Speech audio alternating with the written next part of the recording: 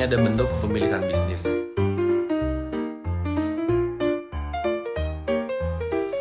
Strategi bisnis adalah Selanjutnya adalah aktivitas bisnis.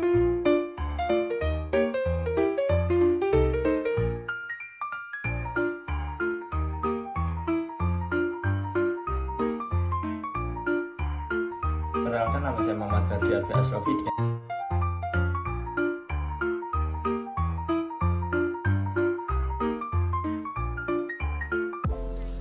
Strategi bisnis adalah strategi yang terjadi pada tingkat unit bisnis yang menekan pada perbaikan posisi bersaing produk atau jasa dan pada spesifikasi industri atau segmen pasar tertentu. Strategi yang ditetapkan pada unit bisnis ini sering disebut dengan istilah strategi generik. Nah, menurut Tunggal Amin Wijaja tahun 2004 di halaman 121 berpendapat bahwa strategi bisnis memberikan arah dasar untuk tindakan strategi. Nah, strategi bisnis ini merupakan dasar dari usaha yang dikoordinasikan untuk diarahkan dalam pencapaian tujuan usaha jangka panjang. Strategi bisnis menunjukkan bagaimana tujuan jangka panjang dicapai. Dengan demikian, suatu strategi bisnis dapat didefinisikan sebagai suatu pendekatan umum yang menyeluruh yang mengarahkan tindakan-tindakan utama suatu perusahaan. Lalu menurut Chandler di tahun 1962 di halaman 13 mendefinisikan strategi sebagai penentuan sasaran dan tujuan jangka panjang dasar dari perusahaan dan penggunaan rangkaian tindakan dan alokasi sumber daya yang diperlukan untuk mewujudkan sasaran tersebut. Nah, dalam pemikirannya ini dapat dijelaskan strategi bisnis sebagai penentu sasaran dan tujuan jangka panjang.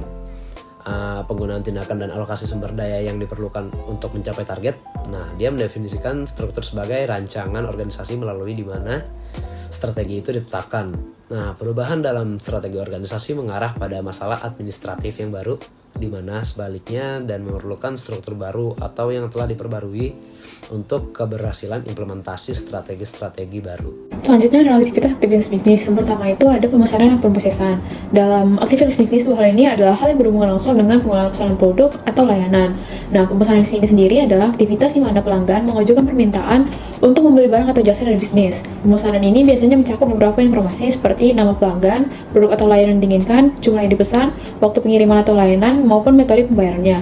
Dan pemrosesan itu sendiri adalah tahapan setelah pesanan diterima. Lalu yang kedua ada manajemen gudang. Nah, dalam aktivitas bisnis yaitu proses perencanaan, pengendalian, dan pengelolaan berbagai operasi dalam gudang yang mencakup penyimpanan barang, pengelolaan stok, pengambilan barang, pengemasan, serta pengiriman produk. Tujuan utamanya adalah untuk memastikan bahwa barang-barang dapat dikelola dengan efisien dan tersedia dalam kondisi yang siap untuk diproses atau dikirim kepada pelanggan. Lalu yang ketiga ada manajemen inventaris, yaitu pengelolaan dan pengalihan barang atau produk yang dimiliki oleh bisnis, baik berupa bahan baku, barang setengah jadi, maupun barang jadi yang siap untuk dijual.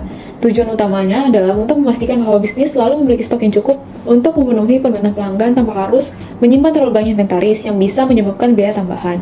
Lalu yang keempat ada pengemasan dan muat barang. Pengemasan itu adalah proses menyiapkan produk untuk disimpan, diangkut, atau dijual dengan cara melindungi barang dari kerusakan, kontaminasi, atau kehilangan.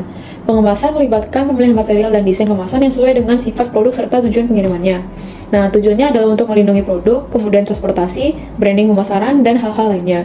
Lalu, muat barang atau loading yaitu proses memindahkan barang dari gudang atau fasilitas penyimpanan ke alat transportasi, seperti truk, kapal, atau pesawat untuk dikirim ke tujuan akhirnya. Lalu selanjutnya adalah pengangkutan. Pengangkutan adalah proses pemindahan barang dari suatu lokasi ke lokasi lain, baik itu dari pemasok ke gudang, dari gudang ke toko, atau dari bisnis ke pelanggan.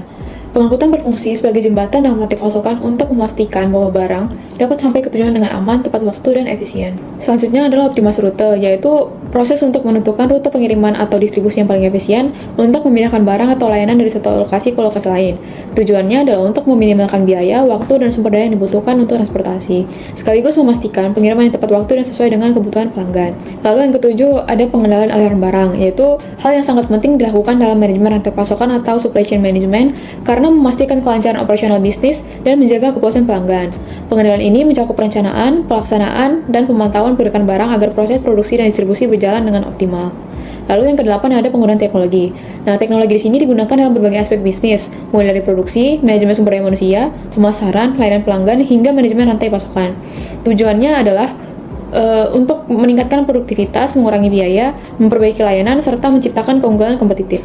Lalu selanjutnya ada investasi dan pelatihan. Keduanya ini merupakan upaya yang dilakukan oleh perusahaan untuk memperkuat posisi kompetitif, meningkatkan produktivitas, dan memastikan bahwa karyawan memiliki keterampilan yang diperlukan untuk mendukung pertumbuhan bisnis jangka panjang.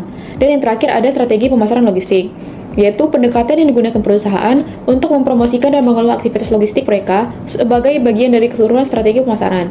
Tujuannya adalah untuk memastikan bahwa proses pengeluaran rantai pasokan, mulai dari perencanaan, pengadaan, penyimpanan, hingga distribusi, berjalan secara efisien dan memberikan nilai tambah kepada pelanggannya. Kemudian di sini saya akan menjelaskan mengenai unsur-unsur pada bisnis. Yang pertama yaitu pemilik. Pemilik merupakan individu atau entitas yang memiliki perusahaan. Yang kedua ada pendiri yang merupakan individu atau entitas yang mendirikan suatu perusahaan. Yang ketiga ada manajer. Manajer merupakan individu yang mengelola dan mengawasi operasi harian perusahaan dan memastikan bahwa perusahaan berjalan secara efisien. Yang keempat yaitu karyawan yang merupakan individu yang bekerja pada perusahaan dan mendapatkan gaji serta kompensasi lain atas pekerjaannya. Kemudian yang kelima ada pemasok. Pemasok merupakan individu atau entitas yang menyediakan barang atau jasa kepada perusahaan. Selanjutnya yang keenam ada pelanggan. Pelanggan merupakan individu atau entitas yang membeli barang atau jasa dari perusahaan. Yang ketujuh ada pemangku kepentingan. Pemangku kepentingan merupakan individu atau entitas yang memiliki kepentingan atas keberhasilan perusahaan. Yang ketujuh ada badan pemerintah yang mengurus dan mengelola operasi perusahaan. Yang kesembilan ada persaingan yang merupakan perusahaan atau individu yang mengoperasikan di industri yang sama pada perusahaan. Terakhir yaitu pasar yang merupakan kumpulan pelanggan potensial untuk perusahaan termasuk konsumen individu, bisnis, dan pemerintah. Prinsip strategi bisnis dalam tema ekonomi dan bisnis melibatkan konsep-konsep yang penting untuk merancang rencana bisnis yang efektif dan berhasil dalam lingkungan ekonomi yang dinamis. Beberapa poin kunci terkait dengan prinsip strategi bisnis termasuk yang pertama yaitu tujuan bisnis yang jelas. Prinsip ini menegaskan pentingnya memiliki tujuan bisnis yang spesifik, terukur, dan terarah. Tujuan bisnis yang jelas membantu perusahaan dalam merancang strategi yang sesuai untuk mencapainya. Nah, yang kedua ada analisis lingkungan bisnis. Sebelum merancang strategi bisnis, penting untuk melakukan analisis menyeluruh terhadap lingkungan bisnis, termasuk pasar, pesaing, dan faktor-faktor ekonomi yang mempengaruhi perusahaan. Nah, yang ketiga ada diferensiasi. Strategi bisnis harus menekankan keunggulan yang membedakan perusahaan dari pesaing. Dengan diferensiasi yang jelas, perusahaan dapat melayani pelanggan dan mempertahankan pangsa pasar. Yang keempat ada fokus pada pelanggan. Prinsip ini menekankan pentingnya memahami dan memenuhi kebutuhan pelanggan. Strategi bisnis yang sukses harus selaras dengan keinginan dan preferensi pelanggan. Nah, yang kelima ada inovasi dan adaptasi. Perusahaan harus mampu berinovasi dan beradaptasi dengan perubahan pasar dan teknologi. Inovasi berkelanjutan membantu perusahaan tetap relevan dan bersaing di pasar yang terus berubah. Nah, yang keenam ada manajemen risiko. Perusahaan harus memiliki strategi untuk mengelola risiko yang mungkin timbul dalam operasi bisnisnya, memperhitungkan risiko dan memiliki rencana darurat, membantu melindungi perusahaan dari kerugian yang tidak diinginkan. Yang ketujuh ada kemitraan strategis. Kerjasama dengan pihak eksternal seperti pemasok, mitra bisnis, dan atau institusi keuangan dapat membantu perusahaan memperluas jangkauan dan mencapai tujuan bisnisnya dengan lebih efektif. Nah, yang terakhir ada keberlanjutan dan tanggung jawab sosial. Perusahaan modern semakin memperhatikan aspek berkelanjutan dan tanggung jawab sosial. Mengintegrasikan praktik bisnis yang berkelanjutan dapat meningkatkan reputasi perusahaan dan mendukung keberlanjutan lingkungan. Nah, dengan memahami dan menerapkan prinsip-prinsip strategi bisnis di bidang ekonomi dan bisnis, perusahaan dapat mengembangkan rencana bisnis yang kokoh, adaptif, dan mampu bersaing dalam pasar yang kompetitif. Selanjutnya di sini ada bentuk kepemilikan bisnis. Pada era globalisasi saat ini, perkembangan bisnis menjadi sangat pesat. Para pengusaha memiliki berbagai pilihan bentuk kepemilikan bisnis yang dapat dipilih sesuai dengan kebutuhan dan strategi bisnis mereka. Kepemilikan bisnis mengacu pada kendali hukum dan keuangan atas suatu badan usaha. Bentuk kepemilikan bisnis bisa dianggap sebagai identitas bagi suatu perusahaan. Selain itu, bentuk kepemilikan yang jelas dapat membuktikan bahwa usaha tersebut sah di hadapan hukum. Pasal 33 Undang-Undang Dasar 1945 memberikan konsep dasar tentang bentuk badan usaha atau kepemilikan bisnis. Pasal ini menjelaskan konsep demokrasi ekonomi yang memastikan bahwa setiap warga negara Republik Indonesia memiliki kebebasan berusaha, meskipun dengan batasan tertentu. Kepemilikan bisnis mencakup hak dan tanggung jawab individu atau badan usaha yang memiliki dan mengoperasikan suatu bisnis atau perusahaan. Pemilik bisnis memiliki wewenang untuk membuat keputusan, mengelola sumber daya, menanggung risiko, dan menikmati keuntungan atau menanggung kerugian yang dihasilkan oleh bisnis. Pemahaman yang baik tentang setiap bentuk kepemilikan bisnis sangat penting untuk menentukan pilihan yang paling sesuai dengan cara menelaah kelebihan dan kekurangan setiap bentuk kepemilikan bisnis. Selanjutnya, ada hal yang harus diperhatikan ketika mendirikan badan usaha. Saat menentukan bentuk badan usaha, beberapa faktor penting perlu diperhatikan agar sesuai dengan kebutuhan dan tujuan bisnis. Berikut ini ada beberapa faktor yang perlu diperhatikan. Yang pertama, jenis dan skala usaha. Pertimbangkanlah jenis dan skala usaha yang akan dijalankan dan pilih bentuk badan usaha yang paling sesuai dengan kebutuhan dan tujuan. Yang kedua, tanggung jawab hukum. Beberapa bentuk badan usaha menawarkan perlindungan terhadap tanggung jawab pribadi pemiliknya, seperti perseroan atau PT. Nah, sementara bentuk lain seperti perseorangan atau kemitraan tidak menawarkan perlindungan tersebut. Yang ketiga, keuangan dan perpajakan. Bentuk badan usaha yang berbeda memiliki ketentuan perpajakan dan pengelolaan keuangan yang berbeda. Yang keempat, kepemilikan dan pengelolaan. Pertimbangkanlah struktur kepemilikan dan pengelolaan yang diinginkan untuk usaha. Beberapa bentuk badan usaha memungkinkan kepemilikan oleh beberapa orang atau entitas seperti PT, koperasi, dan koperasi. Sementara yang lain lebih cocok untuk usaha individu seperti perseorangan. Yang kelima, biaya pendaftaran dan pengelolaan. Beberapa bentuk badan usaha memiliki biaya pendirian dan pengelolaan yang lebih tinggi dibandingkan dengan yang lainnya. Yang keenam, persyaratan hukum dan regulasi. Setiap bentuk badan usaha memiliki persyaratan hukum dan regulasi yang berbeda, termasuk izin dan pelaporan.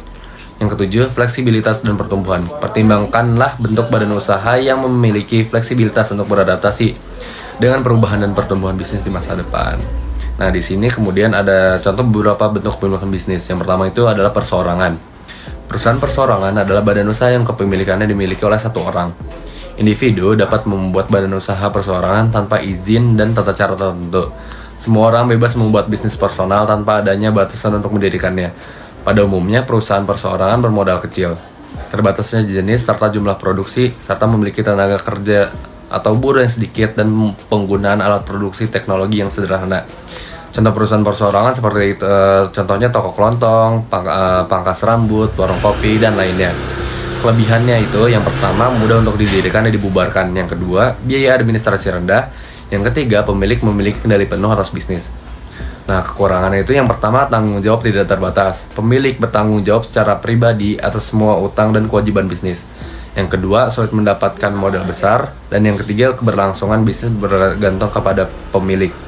Nah, contoh yang kedua di sini ada firma. Firma merupakan suatu persekutuan antara dua orang atau lebih dengan nama bersama untuk menjalankan usaha, di mana tanggung jawab masing-masing anggota firma tidak terbatas. Sedangkan laba yang akan diperoleh dari usaha tersebut akan dibagi bersama-sama.